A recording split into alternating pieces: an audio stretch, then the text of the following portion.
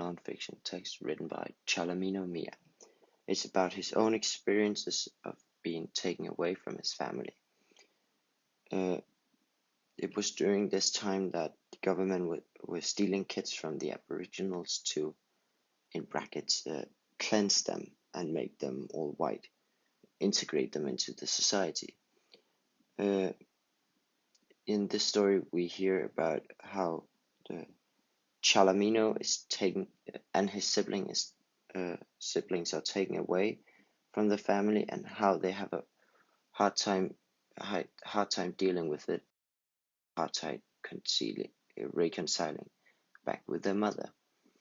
It just shows that it was just so hard for them because they had different cultures.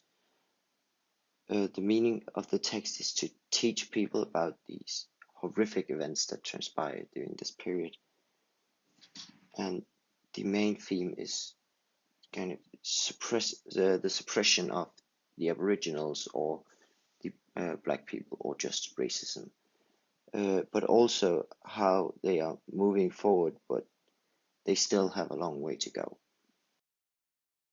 Chalamino arguments in a different way.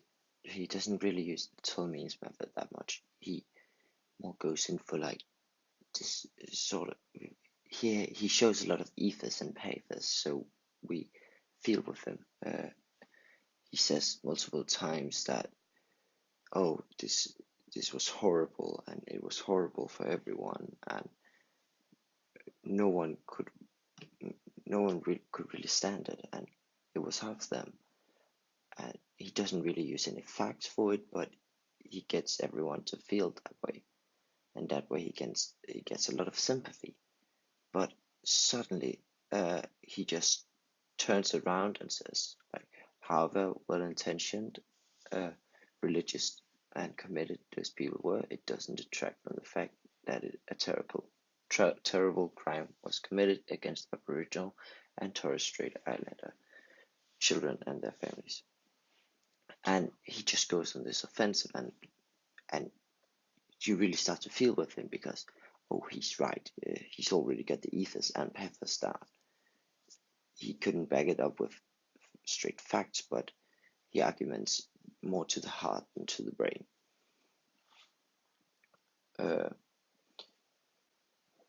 Something that I've found very special was that he multiple times told about this cruelty there were, and especially one of these things, that they didn't even have to be like 100% black. As he says himself, this meant we were more white than black, and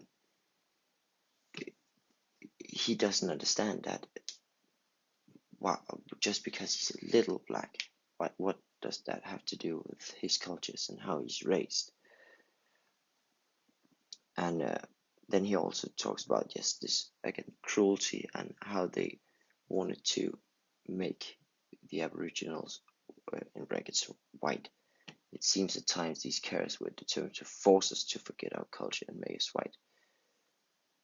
And this goes against all that strong sense of justice, and not justice, but this strong will the Aboriginals have, and they feel very important. As later said, this manipulation was designed to break down the strong bonding that existed in most Aboriginal families, and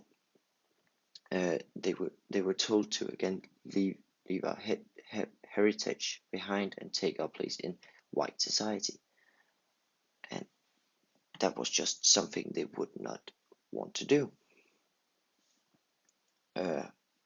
And because of all that has happened, he then goes on to talk about how there has been a lot more violence, alcoholism, drug abuse, suicide, crime, family breakdown, and widespread health problems, because they were forced to be different from what they were raised to be, or they were raised differently from what they were. And it could be that they would come into this white society, but they couldn't really, they weren't white still. It was still a black man walking on the street, seen with the same racist eyes as always. Then he goes on to talk about a word I found really special.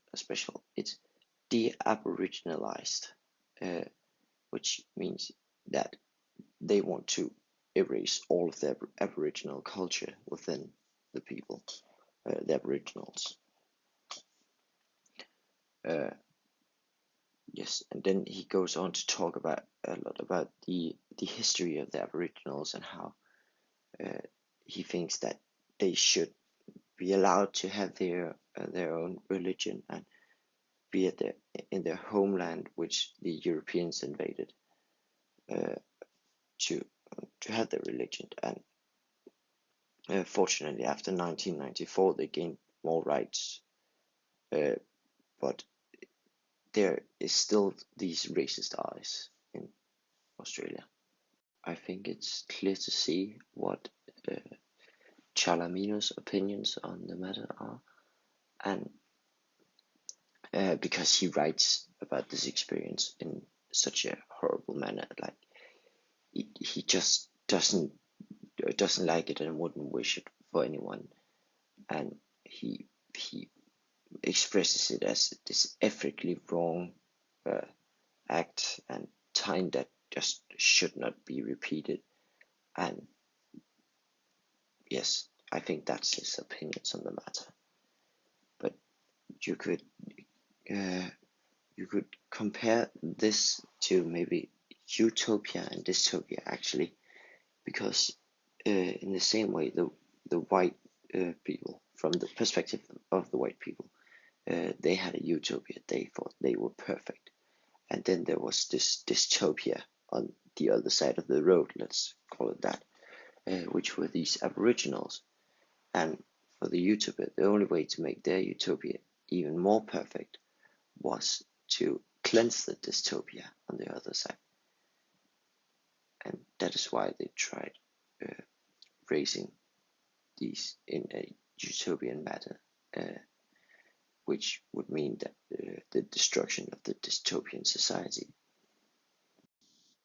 From this, we can conclude that Chalamino thought this was a horrible experience and doesn't think it should ever happen again, and that he really believes that we are coming towards a better future, like and winning the fight against racism, but we still have a very long way to go, as many people still are very racist, and not that they really want to be, but it's just how they see the world with everything that has happened.